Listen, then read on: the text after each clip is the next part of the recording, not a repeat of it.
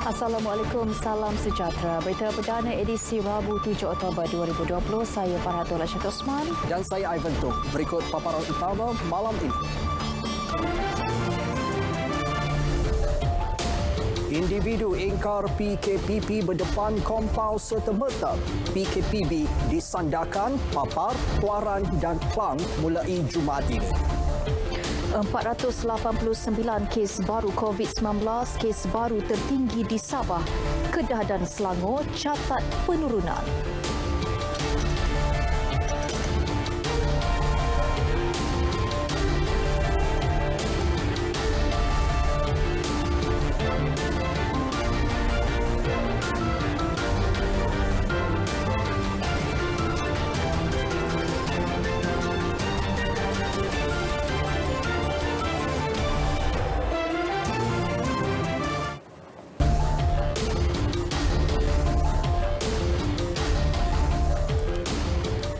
Empat kawasan iaitu Sandakan, Papar dan Tuaran di Sabah serta Kelang di Selangor diisytiharkan zon merah. Sehubungan itu, Menteri Kanan Keselamatan Datuk Seri Ismail Sabri Yaakob mengumumkan Perintah Kawalan Pergerakan Bersyarat PKPB akan dilaksanakan bermula Jumaat 9 Oktober ini. Pelaksanaan PKPB bertujuan membendung jangkitan dan penularan COVID-19 di empat kawasan tersebut. Pada masa sama, membolehkan aktiviti pengesanan kes secara bersasar dilaksanakan sepanjang tempoh 14 hari. Sidang khas hari ini juga turut mendengar pembentangan Kementerian Kesihatan Malaysia berkenaan dengan situasi di beberapa kawasan yang diklasifikasikan sebagai zon merah, iaitu di Sabah dan Selangor kerana mempunyai lebih 40 kes positif COVID-19. Hanya perkhidmatan perlu termasuk kilang-kilang dan rantaian yang berkaitan dengan perkhidmatan perlu adalah dibenarkan. Pihak MITI akan menyenaraikan jenis perkhidmatan perlu atau perkhidmatan lain yang terlibat di dalam kawasan tersebut.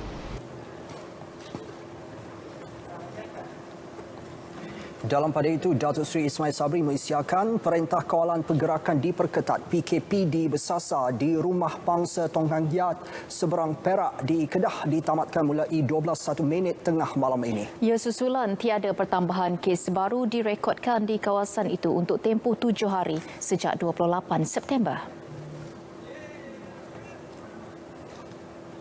Sebanyak 249 sampel kedua telah diambil dan bilangan kes positif COVID-19 kekal 12 kes seperti yang direkodkan pada 28 September 2020 yang lalu. Oleh kerana tiada penambahan kes baru positif COVID-19 direkodkan untuk tempoh 7 hari, iaitu sejak 28 September 2020, kerajaan hari ini bersetuju bahawa PKPD bersasar di Rumah Pangsa Tongkang Giat seberang Perak di Kedah. Ya. Ditamatkan berkuat kuasa 12:01 tengah malam ini, iaitu 8 Oktober 2020. Berkuat kuasa hari ini, individu yang didapati ingkar arahan PKPP akan dikompau serta-merta di lokasi kesalahan itu dilakukan. Jabatan Peguam Negara telah memberi kebenaran kepada PDRM untuk mengeluarkan kompaun di lapangan. Kompaun serta-merta ini boleh dikeluarkan oleh anggota PDRM berpangkat inspektor ke atas. Jadi jika sebelum ini individu yang melanggar SOP ditahan dan dibawa ke balai polis untuk dikeluarkan kompaun, jadi mulai hari ini dan seterusnya kompaun akan dikeluarkan di lapangan di tempat kejadian berlaku. Jika berlaku di sekatan jalan raya, maka di situlah kompaun boleh dikeluarkan serta-merta. Semalam 357 individu ditahan atas kesalahan ingkar arahan PKPP. Daripada jumlah itu, 320 di kompaun, 35 di reman dan 2 dijamin. Menurut CEO Benteng pula, pihak berkuasa menahan 38 pendatang asing tanpa izin, 2 tekong, 4 penyeludup selain merampas 8 kenderaan berat.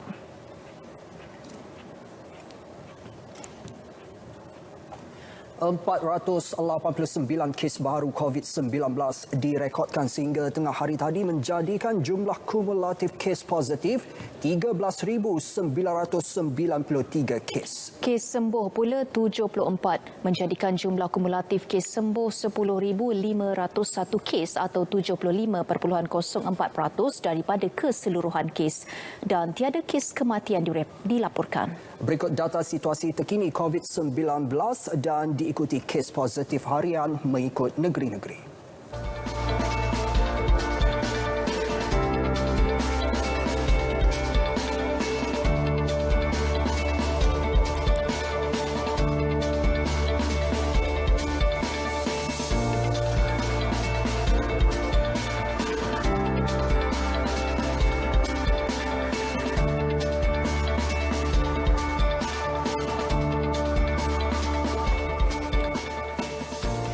Hari ini hanya 3 negeri tidak mencatatkan kes baru iaitu Melaka, Perlis dan Labuan.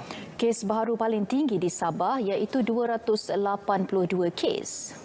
Daripada jumlah tersebut, 183 kes melibatkan saringan komuniti, 71 kes saringan bergejala dan 22 kes melibatkan saringan kontak rapat kes positif COVID-19. 153 kes baru direkodkan di Kedah pula, kebanyakan kes daripada kluster tembok iaitu sebanyak 139. 14 kes lagi direkodkan daripada kluster Basintok.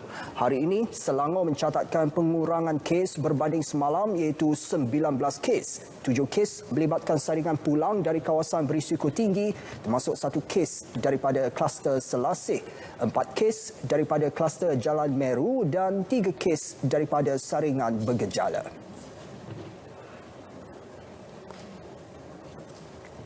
Dua lagi kluster baru dilaporkan hari ini masing-masing di Selangor dan Pulau Pinang. Kluster Bah Puchong di Selangor mencatat 5 kes, manakala kluster penjara Reman di Pulau Pinang merekodkan 7 kes termasuk kes indeks. Kes indeks kluster Bah Puchong dikesan pada 5 Oktober lalu hasil saringan individu pulang dari Sabah.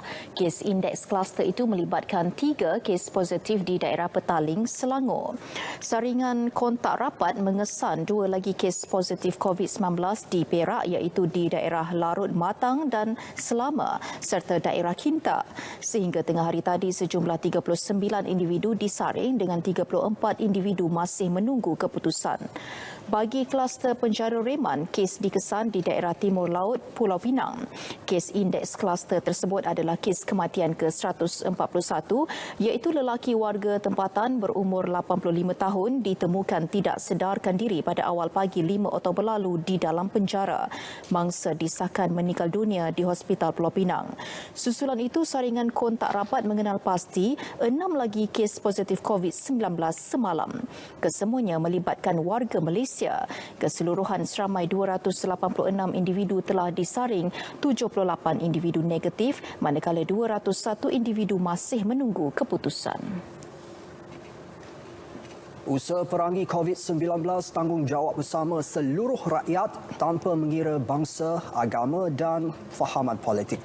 Titah Seri Paduka Baginda Raja Permaisuri Agong Tunku Hajah Azizah Aminah Maimunah Iskandariah kerjasama perlu dalam menjayakan usaha membendung penularan wabak. Raja Permaisuri Agong turut menasihati seluruh rakyat jangan bersikap sambil lewa terhadap pematuhan SOP seperti pakai pelitup separuh muka dan penjarakan fizikal. Rakyat juga disaran duduk di rumah dan mengelak berada di lokasi sesak sekiranya tiada keperluan. Raja Permaisuri Agong berkenan berangkat ke Majlis Taklimat Khas Pencegahan dan Kawalan COVID-19 di Istana Negara. Majlis anjuran Kementerian Kesihatan dan Hospital Kuala Lumpur disertai 62 pegawai serta kaki tangan Istana Negara. Perdana Menteri Tan Sri Muhyiddin Yassin tidak dipakaikan gelang pengawasan COVID-19 oleh Kementerian Kesihatan KKM kerana beliau menjalani kuarantin kendiri dan memantau status kesihatan kendiri menggunakan Home Assessment Tool HAT dalam aplikasi MySejahtera. Menurut kenyataan pejabat Perdana Menteri, keputusan itu dibuat berdasarkan penilaian risiko oleh pegawai KKM pada Isnin lalu. Justru dakwaan Perdana Menteri melanggar arahan KKM adalah tidak benar. Penjelasan itu merujuk isu ketiadaan gelang pengawasan di tangan Perdana Menteri yang tular serta dipersoal oleh netizen. Menurut kenyataan itu, keputusan ujian saringan COVID-19 yang dilakukan pada 5 Oktober ke atas Perdana Menteri disahkan negatif semalam. Selain itu, Tan Sri Muhyiddin juga telah menjalani 3 ujian pengesanan COVID-19 iaitu pada 22, 26 dan 29 September dan kesemuanya negatif. Setakat ini keadaan kesihatan Perdana Menteri adalah baik, namun beliau akan terus melakukan kuarantin kendiri hingga selesai tempoh 14 hari yang ditetapkan KKM. Tan Sri Muhyiddin menjalani kuarantin kendiri berikutan. Beliau mempengerusikan mesyuarat khas Majlis Keselamatan Negara yang turut dihadiri Menteri di Jabatan Perdana Menteri Hal Ehwal Agama, Datuk Dr. Zulkifli Muhammad Al-Bakri pada Sabtu lepas. Datuk Dr. Zulkifli disahkan positif COVID-19 pada Isnin dan menerima rawatan di sebuah hospital di Seremban. Keputusan kerajaan untuk tidak melaksanakan semula Perintah Kawalan Pergerakan PKP meskipun negara mencatat peningkatan kes COVID-19 adalah bagi menjamin kelangsungan hidup rakyat pada masa sama memastikan kestabilan ekonomi negara. Justru seperti diumumkan Perdana Menteri semalam, Perintah Kawalan Pergerakan diperketatkan secara bersasar. PKPDB akan dilaksanakan di kawasan tertentu. Wartawan Fabian William mendapatkan maklum balas mengenai keputusan itu.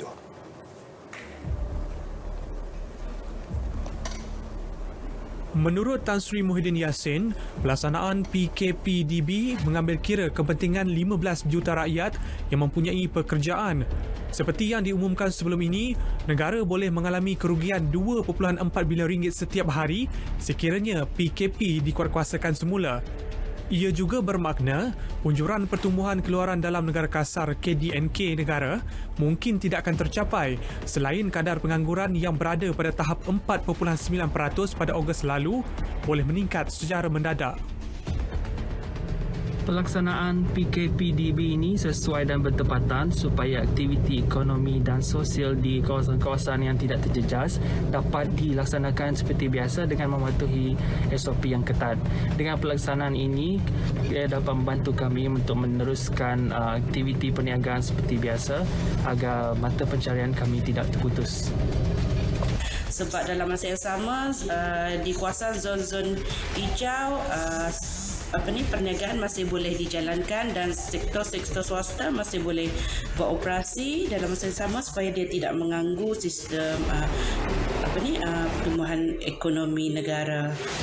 Okey, jika dibandingkan dengan PKP pada awal dahulu, dia mengganggu ekonomi, terutamanya kami para perniaga langsung tak ada sumber pendapatan, kena terpaksa menutup premis perniagaan.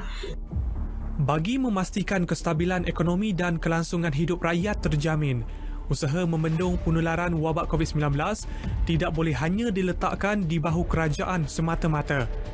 Apa yang amat dikehendaki sekarang adalah pematuhan secara serius terhadap prosedur operasi standard SOP dan arahan yang dikeluarkan pihak berkuasa. Rakyat juga harus elakkan penyebaran berita palsu yang boleh menyebabkan kekeliruan semua pihak. Jangan sudah terhantuk, baru tengadah. Ketika ini, kita tidak seharusnya menuding jari mencari kesalahan mana-mana pihak. Jangan seperti menangguk di air yang keruh dengan mempolitikkan masalah yang sedang dihadapi. Sebaliknya, berganding bahu, fokus kepada usaha untuk menangani pandemik ini secara bersama. Fabian William, Berita RTM.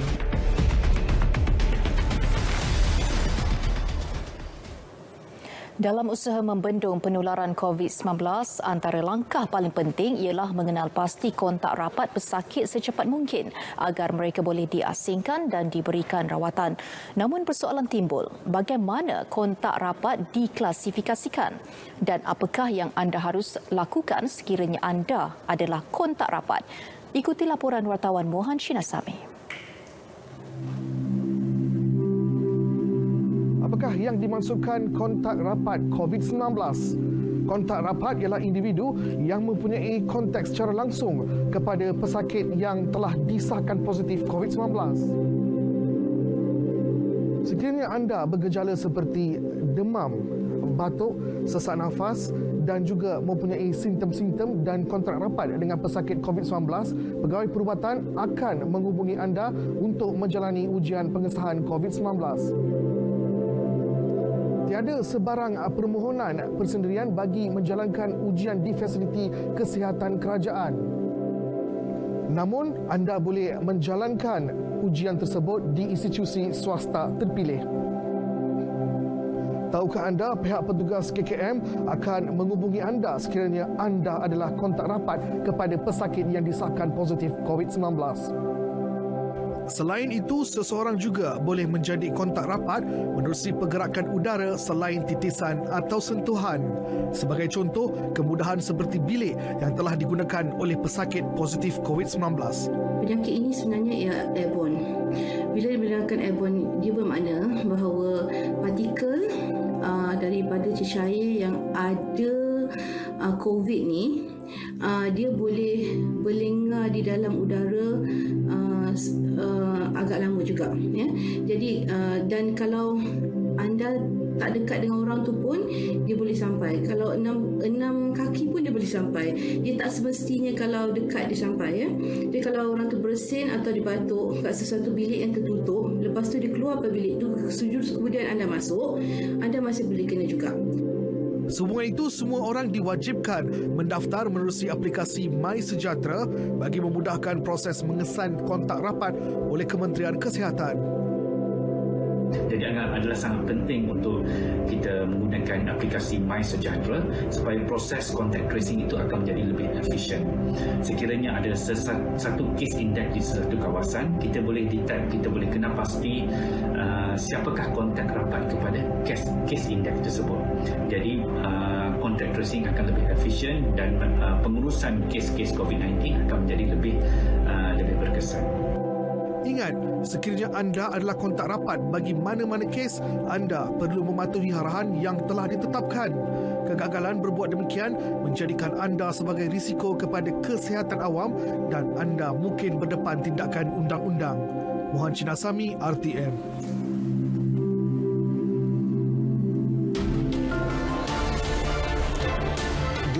Direman 7 hari bantu siasatan kes pencemaran Sungai Batang Benar.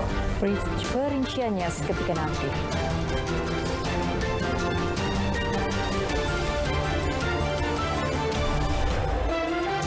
Kami sentiasa ada. Jadi alasan untuk tidak. Kami tahu anda fokus kepada kerjaya anda. Kami yakin, anda yakin pasti boleh melakukannya. Jom sertai kami di Open University Malaysia. Kami bersedia membantu anda. Bak kata pepatah, kalau tidak dipecahkan ruyung, manakan dapat sagunya. Tak ramai yang boleh betul-betul menghayati makna peribahasa ini dalam kehidupan seharian mereka. Tak ramai seperti Viviona. Viviona ada masalah. Dia perlu menjalani peperiksaan secara atas talian. Dengan telefon bimbit, bekalan makanan sehari, powerbank dan kelambu, dia memanjat pohon yang tinggi untuk mendapatkan akses internet bagi menduduki peperiksaan secara dalam talian. Kisah Viviona mendapat banyak perhatian, terutamanya pihak TM. Pusat internet kampung pinggan-pinggan, jantung komunikasi baru buat Viviona dan masyarakat daerahnya. Jaraknya juga tidak begitu jauh dari kampung berdekatan. Viviona dan rakan-rakannya boleh menikmati jaringan internet yang lebih laju dan stabil di sini. Viviona pula dapat memuat naik kandungan YouTube-nya dengan lebih mudah dan kerap. Pengikut laman YouTube-nya juga kini telah mencecah 100,000 orang. Syabas Viviona dan terima kasih TM. Ke arah kehidupan digital Malaysia didukung oleh TM. Serikan hari anda dengan produk La Roselle dengan pelbagai rangkaian produk penjagaan gigi kanak-kanak dan dewasa. La Roselle membantu untuk memberi keselesaan anak anda dengan wangian yang menyegarkan sepanjang hari. Dapatkan produk La Roselle di pasaraya dan farmasi yang berdekatan.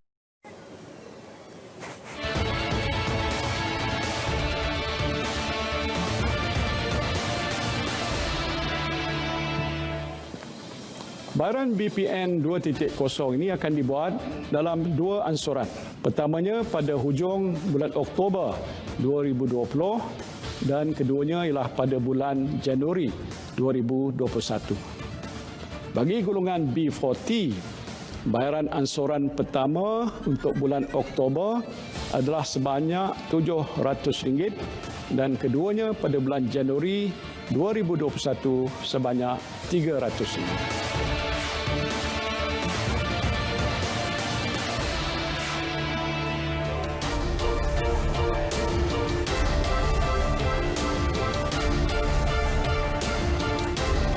Semua sekolah yang berada dalam zon merah akan ditutup berkuat kuasa esok sehingga 23 Oktober ini. Kementerian Pendidikan menerusi satu kenyataan menjelaskan penutupan melibatkan sekolah di daerah Klang, Selangor serta di daerah Sandakan, Papar dan Tuaran di Sabah. Tindakan tersebut diambil selaras dengan perutusan khas Perdana Menteri semalam berhubung keputusan kerajaan untuk menutup sekolah di kawasan zon merah. Ini akan melibatkan 142 sekolah di daerah Klang dan 242 sekolah di 3 daerah di Sabah. Bilangan merangkumi sekolah rendah dan menengah di bawah kementerian serta sekolah swasta yang berdaftar. Sekolah yang mempunyai asrama termasuk kolej vokasional juga ditutup. Ibu bapa atau penjaga perlu mengambil murid yang tinggal di asrama tersebut untuk pulang. Bagaimanapun murid yang menunggu untuk diambil ibu bapa atau murid yang ingin terus kekal berada di asrama sekolah dan kolej vokasional akan berada di bawah penjagaan warden asrama. Malah keperluan makan dan minum murid akan disediakan oleh pihak sekolah. Pengetua dan guru besar akan memastikan guru serta murid melaksanakan pengajaran dan pembelajaran di rumah mengikut kesesuaian mereka. Manual pengajaran dan pembelajaran di rumah boleh dimuat turun di portal rasmi KPM www.moi.gov.my. Bagi kebanyakan sekolah yang kini sedang melaksanakan peperiksaan percubaan SPM, pihak pengurusan boleh menjadualkan semula peperiksaan ke tarikh yang sesuai kelak.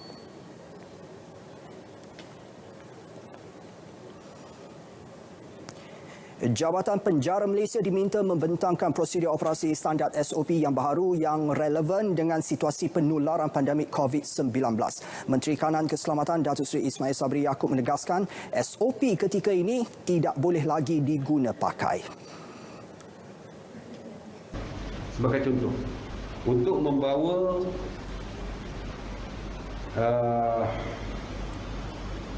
tahanan, sebagai contoh, bawa tahanan ke mahkamah untuk dituduh, mereka perlu membawa secara fizikal tahanan tersebut. Mereka mesti memakaikan mereka jari dan membawa sendiri mereka dengan kedudukan yang berdekatan. Ini SOP lama. Begitu juga di dalam penjara, kedudukan yang agak rapat, dan begitu juga apabila tahanan itu dipindahkan ke penjara lain. Semuanya menggunakan SOP yang lama. Jadi pihak kerajaan hari ini berbincang dan bersetuju supaya satu SOP yang baru, yang tidak lagi menggunakan SOP lama yang kita anggap boleh, yang merupakan salah satu punca menyebabkan berlakunya pertambahan COVID positif di dalam penjara. Maka perkara ini boleh dielakkan jika SOP baru diperkenalkan. Semalam daripada 691 kes baru positif COVID-19, 394 kes melibatkan penjara di Alor-Setar Kedah dan 7 kes lagi di Pusat Tahanan Taiping, Perak. Timbalan Ketua Polis Negara Datuk Seri Akris Sani Abdullah Sani mengesahkan 2 anggotanya ditahan SPRM kerana disyaki ada kaitan dengan kegiatan pengubahan wang haram. Bagaimanapun, beliau belum menerima maklumat terperinci berhubung penahanan itu. Mereka mendakwa penglibatan pegawai anggota polis. Dan kita juga telah pun membuat siasatan dalaman kerana kes ini disiasat oleh SPRM. So kita biarkan kes SPRM dilaksanakan, kita tak ganggu, tapi kita buat kita punya domestic inquiry kita oleh pengarah JIPS, dan kita tunggu dan lihat apakah sejauh mana penglibatan pegawai anggota polis dalam perkara ini. Beliau bercakap kepada media selepas merasmikan seminar pengukuhan siasatan jenayah komersial dan pelancaran portal serta aplikasi Semak Muil di Ceras. Media sebelum ini melaporkan SPRM menahan 5 individu dalam siasatan kes pengubahan wang haram yang disyaki mencuci ratusan juta ringgit dalam perniagaan diusahakan selebriti terkenal tanah air. 2 lelaki disyaki terlibat dalam kes pencemaran di Sungai Batang Benar sehingga menyebabkan gangguan bekalan air di Selangor sejak Ahad lalu direman 7 hari bermula hari ini. Timbalan Ketua Polis Negeri Sembilan SAC Cik Zakaria Uthman berkata kedua-dua suspek ditahan di Kota Baru, Kelantan pada pukul 12.45 tengah hari semalam. Pihak polis juga turut merampas barang kes iaitu sebuah motor lori trailer dan sejumlah dokumen urusan pengangkutan. Kes ini disiasat di bawah Seksyen 430 Kanun Kesiksaan yang mana hukumannya tidak kurang daripada 5 tahun dan tidak melebihi 30 tahun penjara atau denda atau kedua-duanya sekali. Pada sidang media di Seremban, beliau memaklumkan suspek berusia antara 30 hingga 40 tahun dan bekerja sebagai pemandu dan kelindan lori. Sebuah trailer dan sejumlah dokumen urusan pengangkutan turut dirampas. Terdahulu Kementerian Alam Sekitar dan Air melaporkan sejumlah bahan buangan dan bahan sebatian organik tersisa ditemukan dalam kawasan Belukar di kawasan perindustrian Nilai. Pencemaran itu menyebabkan 2 loji rawatan air iaitu Sungai Semenyih dan Bukit Tampoi dihenti tugas, mengakibatkan gangguan bekalan air tidak berjadual kepada lebih 309,000 ekar pengguna di Petaling, Hulu Langat, Kuala Langat dan Sepang.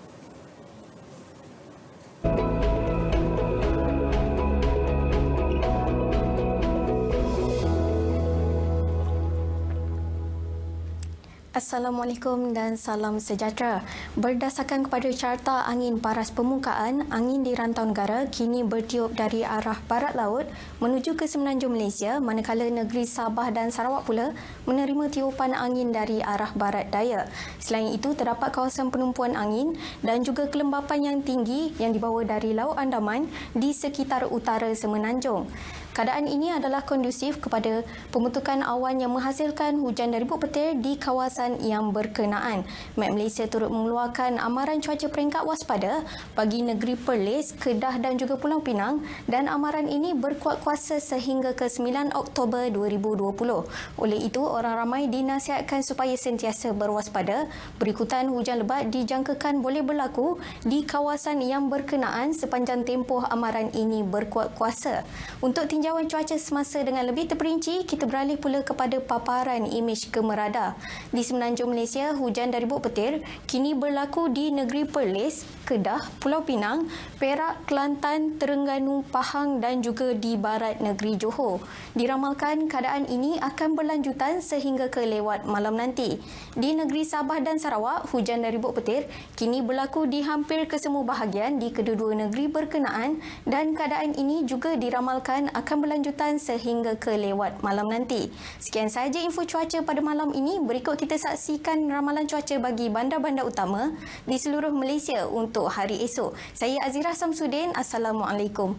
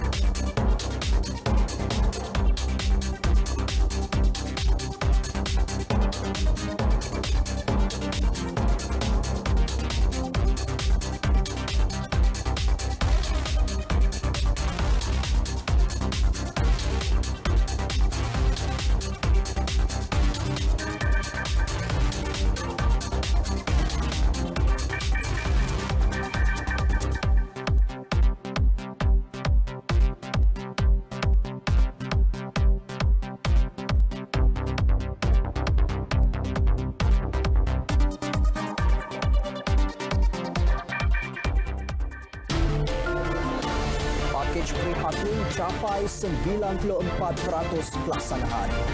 Rinciannya dalam segmen ekonomi.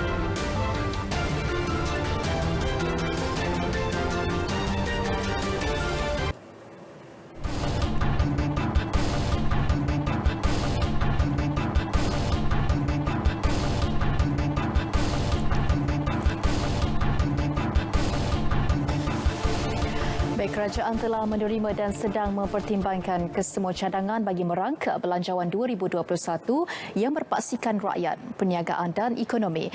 Menteri Keuangan Tengku Datuk Seri Zafrul Tengku Abdul Aziz dalam kenyataan laporan laksana ke-24 menjelaskan langkah itu bagi memastikan kesinambungan pendekatan selaras dengan pakej prihatin dan penjana.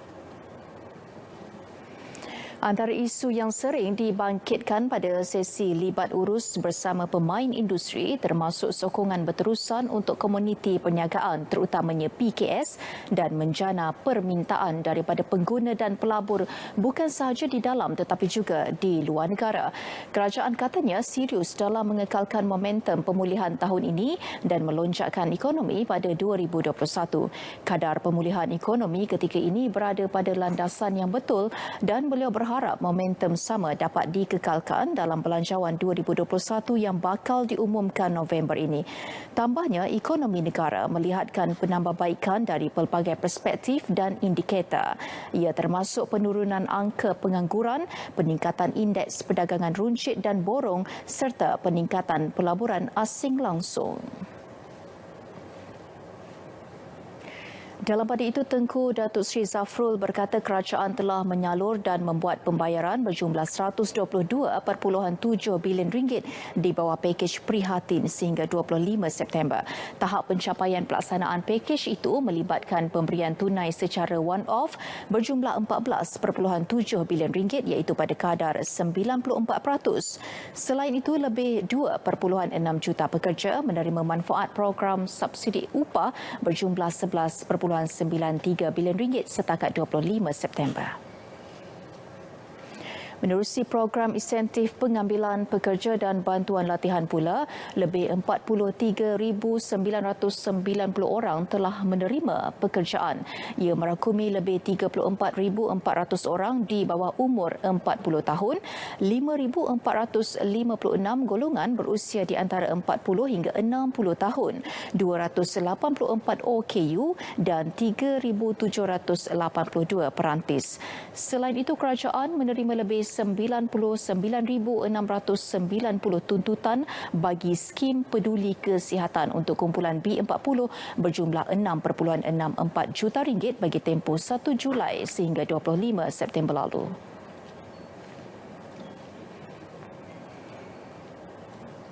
Langkah kerajaan melaksanakan Perintah Kawalan Pergerakan Diperketat Bersasar PKPDB berbanding PKP dilihat tepat bagi membolehkan ekonomi negara pulih dan berkembang seperti sedia kala. Menurut penganalisis ekonomi, Profesor Madya Dr. Nur Adli Rizwan Shah Muhammad Dali, selain dapat mengawal penularan COVID-19 secara bersasar, ia juga membolehkan aktiviti ekonomi di kawasan zon hijau berjalan seperti biasa. Justru itu, impak penguncupan ekonomi yang dirasai oleh negara akan adalah minimum berbanding jika kita melaksanakan PKP 2.0 secara total lockdown. Dan zon hijau boleh meneruskan aktiviti seperti biasa, hanya zon merah pun boleh meneruskan aktiviti seperti biasa, tetapi untuk merentas masuk ataupun keluar daripada kawasan zon merah perlu ada sekatan dan perlu ada penelitian daripada pihak berkuasa sama ada boleh atau tidak untuk mereka masuk ataupun keluar tanpa apa urusan yang penting. Tambahnya, pemberian bantuan tambahan juga antara inisiatif yang dilihat perlu dilakukan kerajaan bagi merancakkan lagi pertumbuhan ekonomi dalam negara. Ia termasuk pemberian moratorium tambahan terutama kepada penduduk dan PKS terjejas dalam kawasan zon merah dan kawasan PKPD. Kerajaan untuk memastikan ekonomi terus berkembang boleh dijalankan melalui polisi-polisi fiskal dan juga polisi-polisi monetari. Polisi-polisi fiskal yang seperti yang kita lihat sebagai contohnya polisi rangsangan ekonomi, pakej ekonomi yang telah dijalankan sebelum ini, iaitu bantuan prihatin, bantuan subsidi upah dan sebagainya. Itu telah dijalankan dalam COVID-19 semasa BPN 1.0. Walau bagaimanapun, ianya perlu diteruskan oleh kerajaan di dalam membantu rakyat dan juga PKS yang terbabit. Kecekapan sambungan internet mudah alih bagi kawasan bandar dan pinggir bandar antara fokus dalam fasa 1 Pelan Tindakan Jalinan Digital Negara Jendela. Ketua Pegawai Eksekutif Maxis Berhad, Gohan Ogut menyatakan selain itu pihaknya juga akan memberi perhatian dalam memperluas rangkaian liputan 4G di kawasan luar bandar dan pedalaman. Pihaknya turut komited meluaskan penggunaan gentian fiber kepada golongan isi rumah.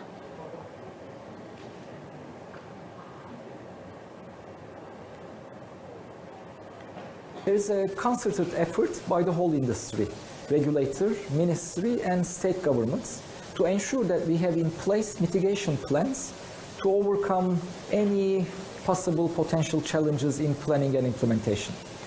We have already registered these challenges and our focus is now to make the process smoother as much as we can so that we remain on track for our targets.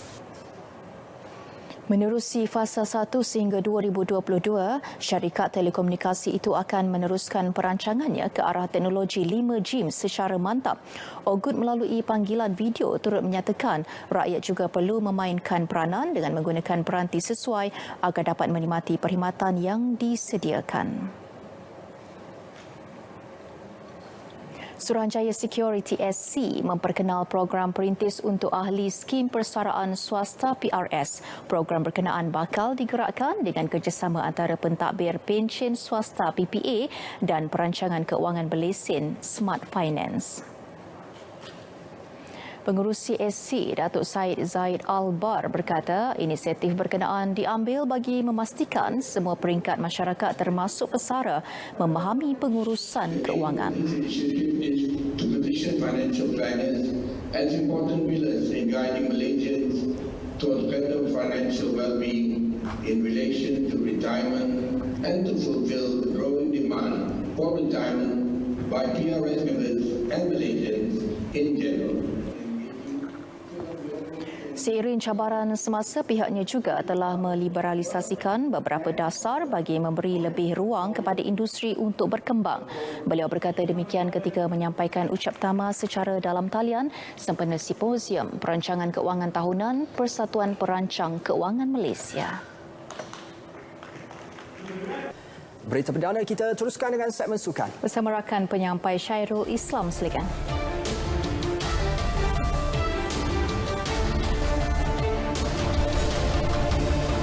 Madio tunjuk taring dalam Liga di Thailand.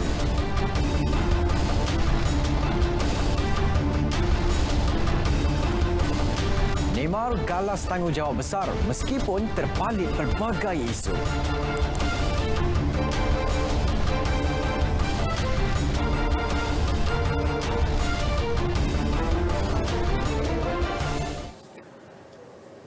Baik, terima kasih rakan penyampai. Assalamualaikum dan salam sejahtera.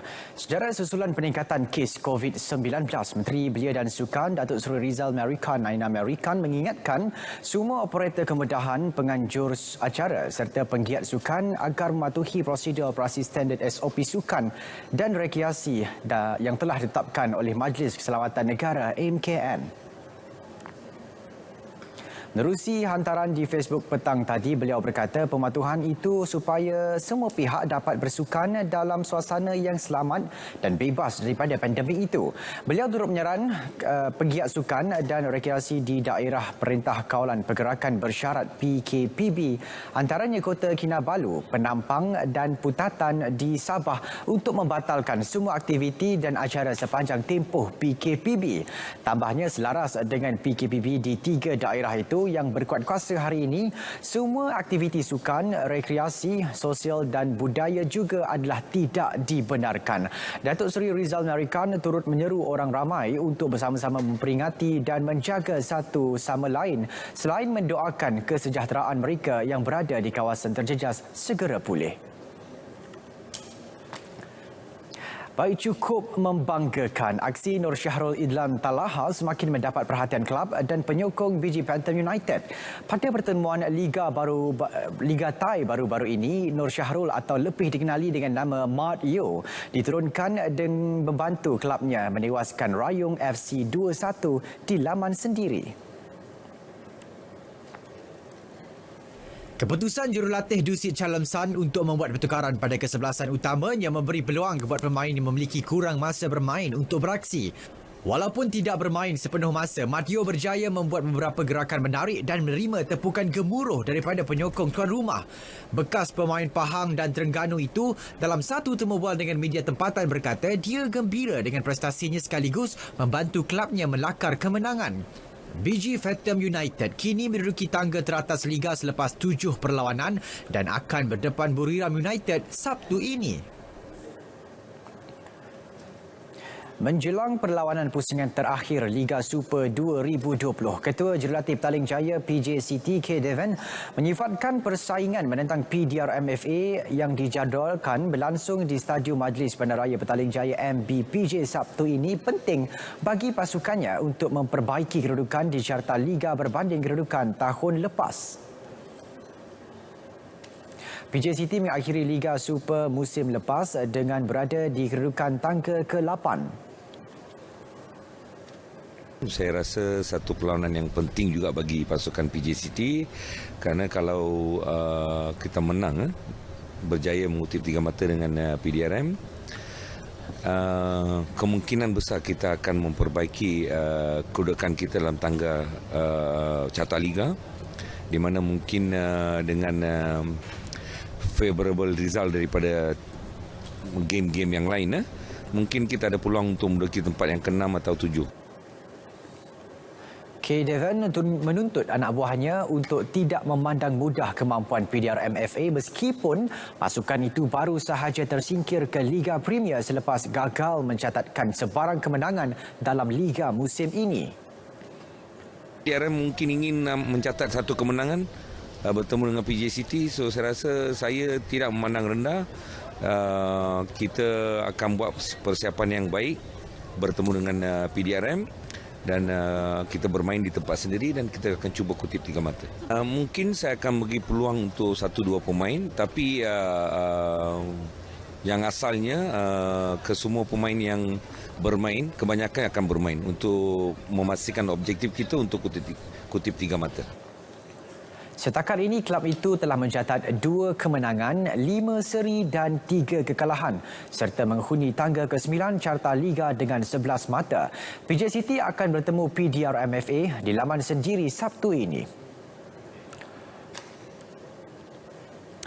Prestasi yang hamba itu yang dizahirkan pengurus pasukan Liga Perdana Negeri Sembilan, Abdul Razak Muhammad Idrus, susulan persembahan ditunjukkan skuad sepanjang Liga Malaysia musim ini.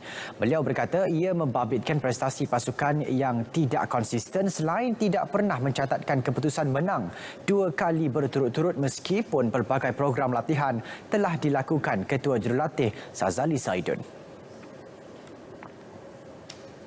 Jelasnya beliau masih terkilan dengan kekalahan bertemu Kuching FA di laman sendiri sedangkan pernah menang 2 aksi sebagai tuan rumah selepas saingan Liga M.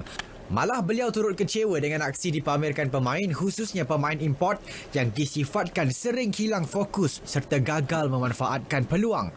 Abdul Razak bagaimanapun berharap pasukan dapat bekerja keras dan kekal fokus untuk perlawanan terakhir Liga Premier sekaligus melayakkan skuad ke Piala Malaysia 2020.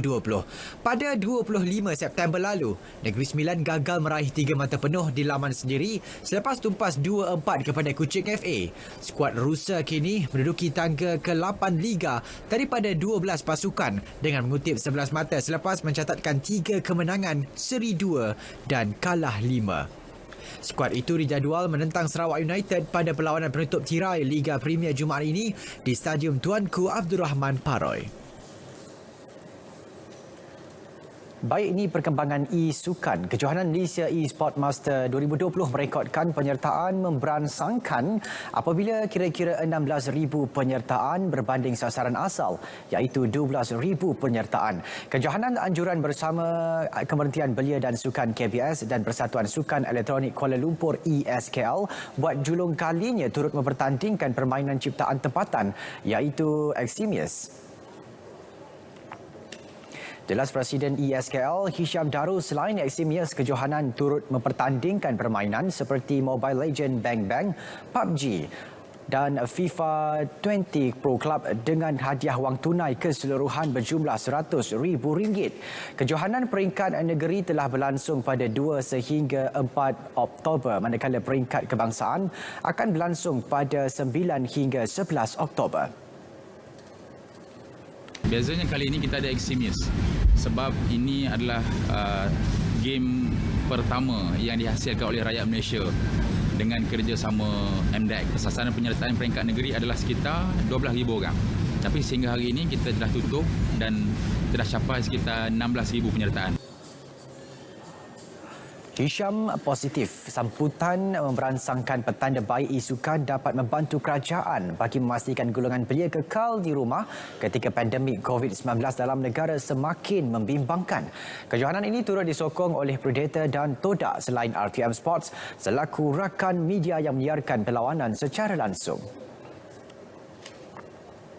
Baik, 8 universiti tempatan akan bersaing dalam kejohanan e-sukan E-Liga Universiti UEL 2020 yang julung kali diadakan di negara ini bermula 10 hingga 17 Oktober ini.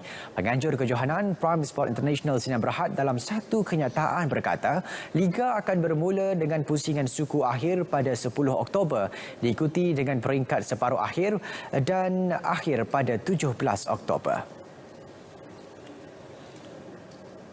Kejohanan sulung UEL ini akan menyaksikan institusi pengajian tinggi ternama seperti Universiti Melaya, Universiti Teknologi Mara dan Universiti Tenaga Nasional bersaing dalam permainan dalam talian Mobile Legends Bang Bang. Juara akan menerima hadiah wang tunai RM1,000 sementara naib juara membawa pulang RM500 serta hadiah-hadiah sumbangan lain. Semua perlawanan akan disiarkan secara langsung menerusi laman Facebook UEL pada 10 Oktober bermula 3.30 minit petang hingga 11.30 minit malam dengan setiap perlawanan diperuntukkan masa selama 2 jam. Baik, paparan itu mengakhiri berita sukan untuk malam ini. Kita bersama dengan Ivan dan juga Farhah dalam paparan selanjutnya. Silakan.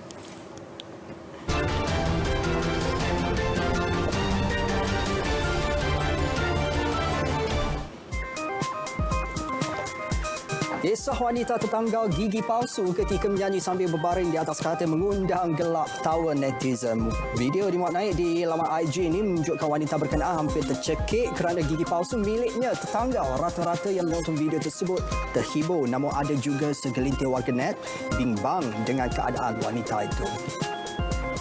Bagi orang biasa, pasti langkah 1000 bila ternampak buaya, namun berbeza dengan Matt Roy dan rakannya Tommy. Semasa bertembung dengan seekor buaya ketika mengalihkan kayu balak dalam anak sungai, kedua-duanya dilihat tenang apabila berdepan haiwan pemangsa itu. Malah berkomunikasi dengan buaya tersebut seperti ia haiwan yang tidak berbahaya dan ada laporan menyebut mereka sudah biasa dengan kerja menangkap buaya liar. Segalanya mungkin dengan tekad dan semangat. Begitulah kisah Corey Lee, seorang pengidap berkaitan penyakit genetik otot saraf sejak berusia 4 tahun. Atas galakan dan semangat ibu yang gemar mengembara, keadaan fizikal Lee tidak menjadi penghalang untuk memenuhi minat yang sama. Terbaru Lee berjaya menawan benua Atlantika iaitu sebelum pandemik COVID-19 menular.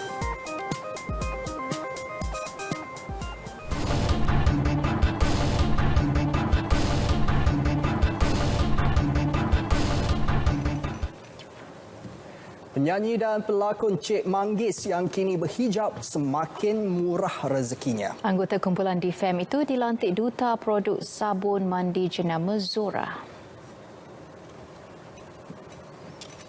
Yelah, bila kita dah berhijrah, tak ada benda yang kita perlu takut. Sebenarnya rezeki itu datang lagi banyak. But memang betul ini adalah my first ambassadorship. Yang pertama kali sebenarnya Manggis nervous. Tapi at the same time Manggis happy. Cik Manggis atau nama sebenarnya Nur Sazwani Shamsuddin mengambil keputusan berhijab sejak Julai lalu. Ramai peminat yang memuji imej terbarunya itu serta mendoakan agar beliau terus istiqamah. Sebenarnya penghijrahan Manggis pun, mereka pun terlibat dalam penghijrahan Manggis sebab sebenarnya Manggis terima banyak juga DM yang diorang kata, diorang sebenarnya bila terserempak, diorang sambil-sambil tu diorang doakan senyap-senyap dekat Manggis. Diorang tak adalah datang kat Manggis. Dia tak datang kat Manggis tapi dia just doa senyap-senyap. So bagi Manggis, setiap penghijrahan kita sebenarnya ada doa orang lain di dalamnya. So Manggis nak ucapkan terima kasih banyak-banyak sebab you been so supportive to Manggis and been very kind to me. Dan ini berita sedih legenda rock Eddie Van Halen yang mengabadikan nama keluarganya dalam kumpulan Van Halen meninggal dunia akibat kanser paru-paru awal pagi tadi. Berita sedih itu dikongsi anak gitaris berkenaan Wolf Van Halen menerusi Twitter. Eddie meninggal dunia pada usia 65 tahun. Dilahirkan di Amsterdam, Belanda pada 26 Januari 1952 dan dibesarkan di California. Eddie menubuhkan Van Halen bersama adiknya Alex pada tahun 1972. Van Halen yang dianggap antara kumpulan rock berpengaruh Amerika Syarikat popular dengan rangkaian lagu hit seperti Jump, Panama, Running with the Devil dan persembahan gitar solo Eruption. Berita perdana edisi 7 Oktober berakhir di sini. Terima kasih atas kesetiaan anda. Ya, teruskan patuh SOP PKPP untuk memutuskan rantaian jangkitan COVID-19. Assalamualaikum. Salam sejahtera, jumpa lagi.